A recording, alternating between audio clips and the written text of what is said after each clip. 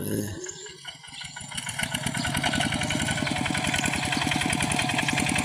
ีเสียงอึ้งฮ้องเป็นป่นอยู่ผู้ใดก็ได้นี่กาบุทันโอละน้ำอ้างลายปะมีชาเพิ่นชาอ้อเป่งน้ำตะกาทิมเพราะว่ายันมันบ่อ้อนะจำเจียวก็ได้นึ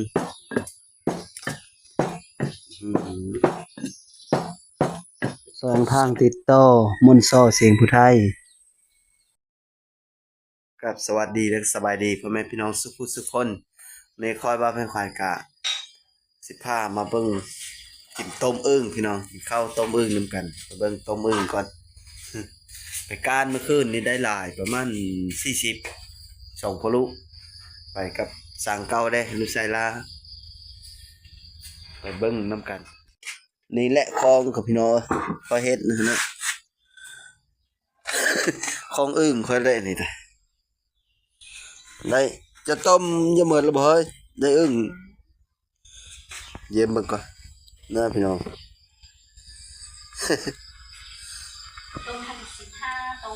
ต้ม15 โตยังอยู่นี่เกิดโอ้ลายอยู่ได้ประมาณ40 โตนี่นะมาลาได้20ได้เท่าไรได้20พอก็ได้อึ่งเผาอันนี้กระปูค่ายหอยเก็บยองใช่มาเลยเอาหมดเพื่อนอันนี้ต้มเลยพี่น้องโอ้นะ15 โตอิ่มอยู่เนาะ2 กิโลแม่เพิ่นเสือกินตัวหนึ่ง2 โตก็อิ่มก็จะสุกแล้วพี่น้องปวดอยู่ต้ม15 โตไปพาพี่น้องเอาไปเบิ่งทั้งถงหน้าก่อนเขาไถฮุดแซ่ๆแล้วพี่น้องตามต้มอึ่งสุกพาพี่น้องไปเลาะบนถงเงินหน้าแคมเพิ่นค่อยก่อนเนื่องจากฝนตกว่านขึ้นว่านนี่นะเลยได้น้ำได้แล้วลุงของเพิ่นก็ไถฮุดและเป็นรถได้พี่น้องนี่แต่ฝนบ่ตกเป็นสีทันทีโลดเป็นสีเขียวถ้าพี่น้องเบิ่งเงินซ้ำต้มอึ่งสุกเนี่ยนะเขียวเมินเขียวเลยที่ตะบตกฝนหญ้าเป็นสีเขียวขึ้นมาโลดเราไถหุดแล้วตรงหน้าลงโทษ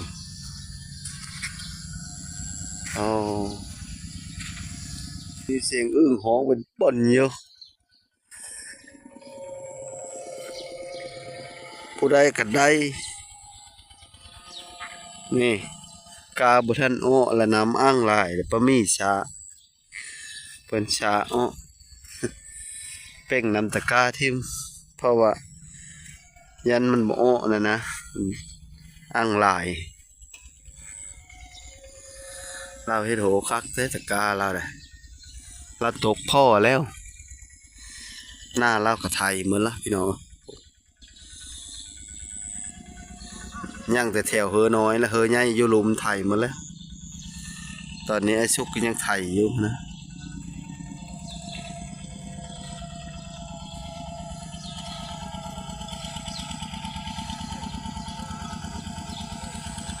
คักเลยธรรมชาติ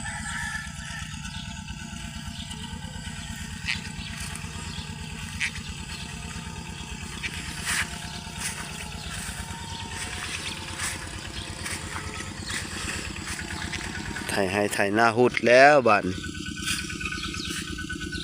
คอยสิยังหึงเนาะไปเฮ็ดงานเขายังมาแล้วพี่น้องไปบังเทือกันแล้วมื้อนี้แหละไปเฮ็ดงานกันดิจากเฮ็ดงานแล้วก็มาก็ไปเฮ็ดน้ำกาคือกันนั่นแหละ ธรรมชาติงามเลย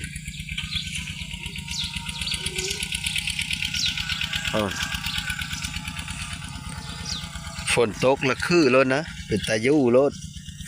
ตอนฝนบ่ทันตกโอ้ยหญ้าก็คือตายหมดฝนตกมาละอากาศดีรถนี่แล้วเฮือนั้น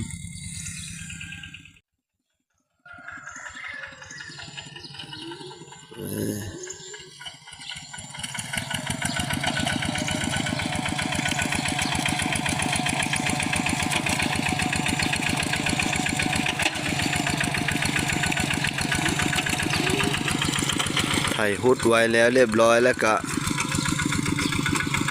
สบายและเล่ากะเยเมอร์สวรรค์เด้ให้ชุกเป็นพนักงานเป็นทหารดักนายร้อยพอได้นี่ได้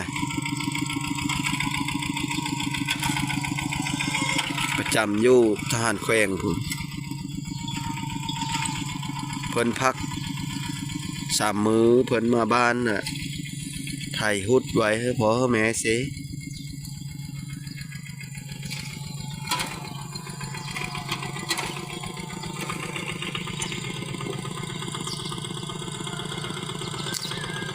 ไถหุดไว้แล้วก็เพิ่นกลับมาเทื่อหน้าก็พอดีดำ พักการพักมา3 มื้อว่าแล้วกันมื้อนี้มื้ออื่นก็มื้อละลูกชายทอผู้เดียวอันนี้นะลูกชายลุงของไอ้ชุกหรือว่าสิสมพรพักแล้ว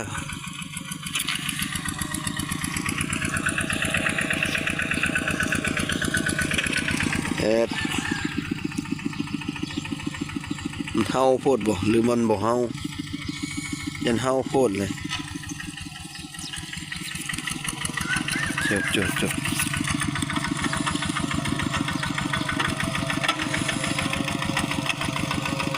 ไทยก็สบายนะเรามันอ่อน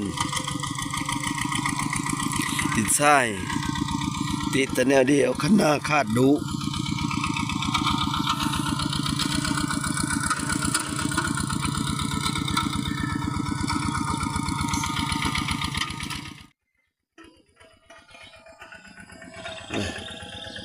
ไปสอนไปแล้วหวานนี่ปานขันหน้า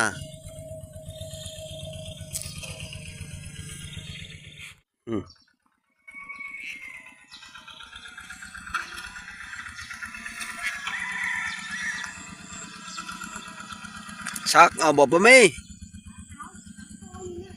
เออเจ้าคือมีว่านเอาชา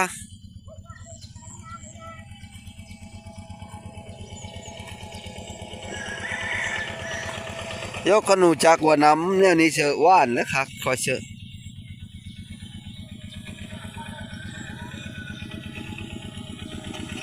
กาละตกพ่อ4-5เฮอพี่น้องคักอะไรบรรยากาศหน้าสร้างเล่าย่ำเสาพี่น้องเบิ่งน้ำกันก็มีลาสะน้ำออตะกายันมิดเข้าเหนามันละตกพ่อแล้วได้เวลากินข้าวต้มอึ่งสุกและปั่นเมื่ออากาศอยู่ข้างเฮือนคอยพี่น้องเธอก็คอยบันเทิงได้ตื่นแล้วเสียงรถไถตึงขึ้นเลยปุ๊บปิดลูกลูกของเรามาไถแถวเฮือนนี่นะ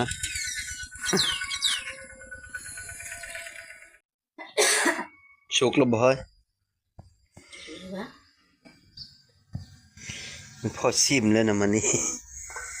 โอ้สุกแล้วเนาะอ้าวชิมสิใช่วงมาซิมตัวไม่ไข่แล้วได้ชิมนำมาแล้วว่าชิมนะเอาโอ้ละชิมต้นกินซิมมึงตัวหนึ่งนี่นะ ใครกว่าไกวกว่าเขาเอาซีมบัด30โตนะไปซีมนี่นะจะกินเทละน้อยนี่นะถ้ากินน้ำลายเลย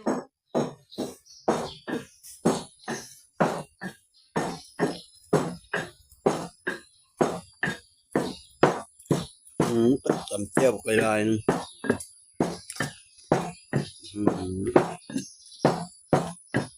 แซ่บชิมคนหนึ่งเลย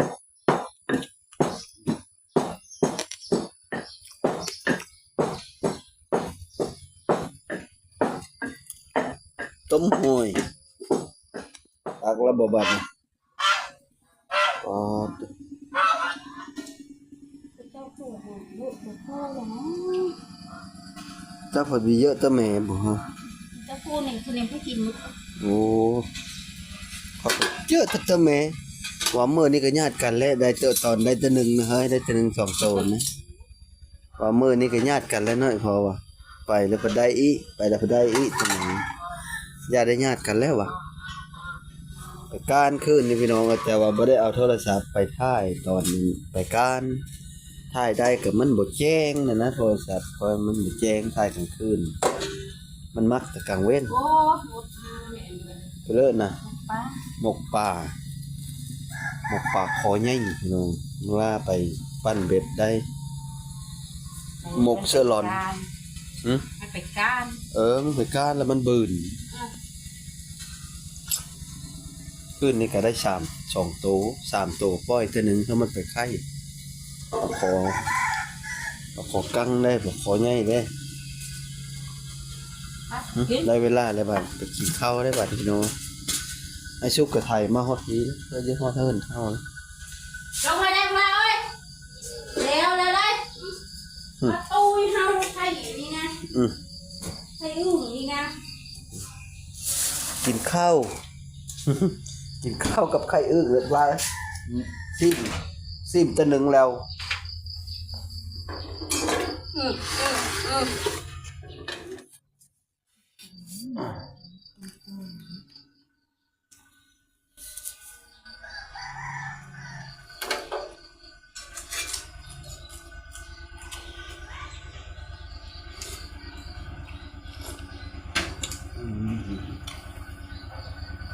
มาเด้อพี่น้องกินข้าวน้ำกันชวนพี่น้องได้ไหม เด้อทำกันเด้อ ข้าวต้มอึ่ง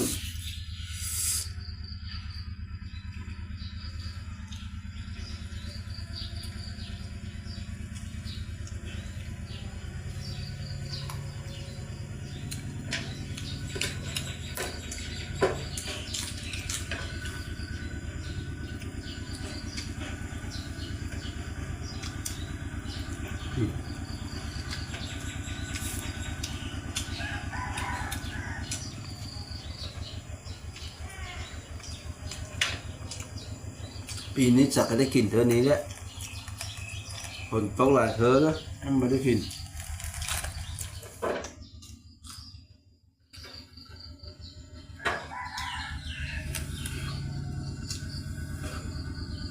หอนมันยังหอน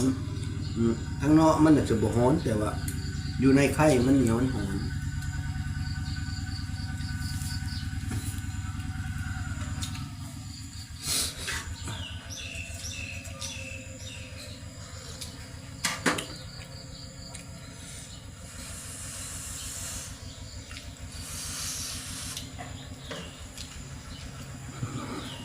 ลมด้วยนะ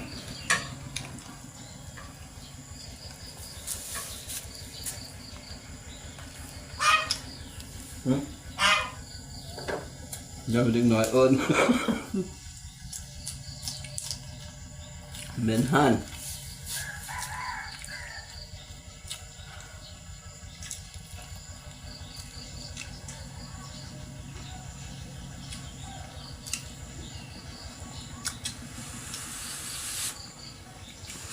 มันหอนอยู่จะไข่มันนี่ปล่อยมันไปข้าว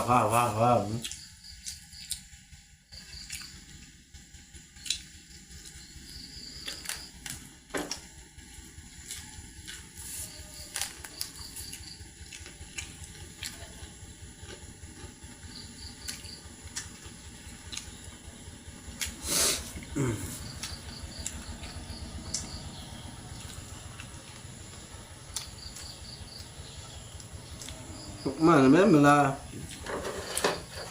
กูยอมกินนี่กินพร้อมกันใช่ไหม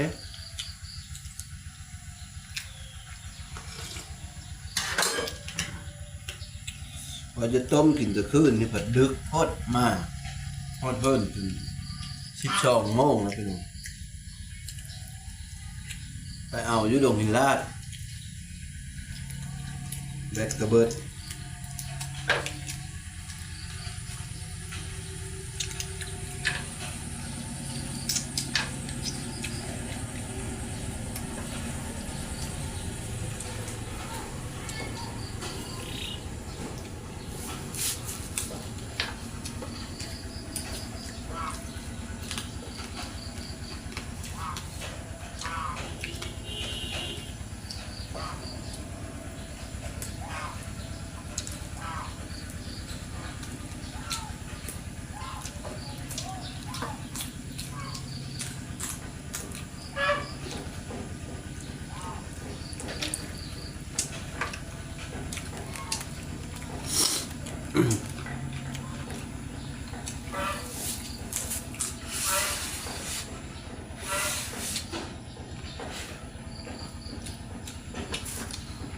อาหารรูได้นี่แหละอาหารสุดยอดปีละเธอได้กินปีละเธอโอ้ตัวนี้บ่จะคักสงสัยตัวผู้มันโค้มแล้วแบบ นั่นแหละ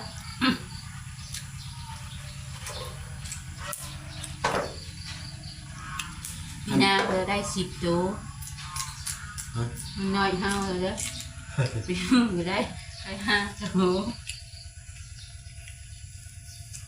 พี่ก็ได้ซื้อของแล้วสิ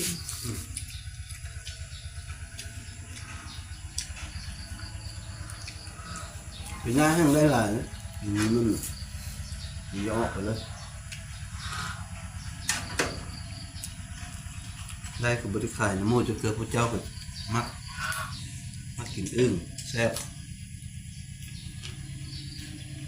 ไก่มัน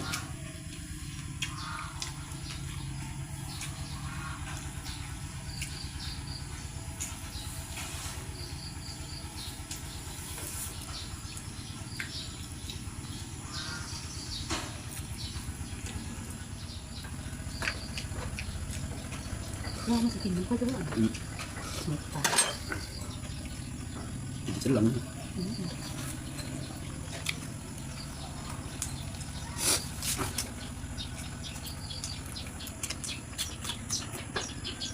ก็จะตัวแล้วอยู่ฮะ น่าเป็นแพงค่ะมัน อิ่มแล้วพี่น้องกินข้าวก็ได้ถือว่าแซ่บสมโภชอยู่ไม่ได้กินจากเธอปีละเธอนะกินต้มอึ่งนะปีละเธออัน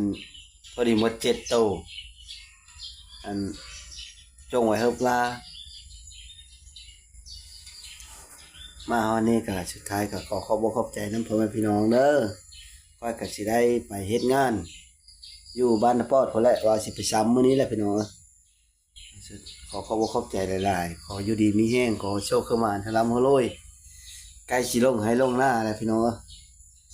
สบายดีเด้อสบายดี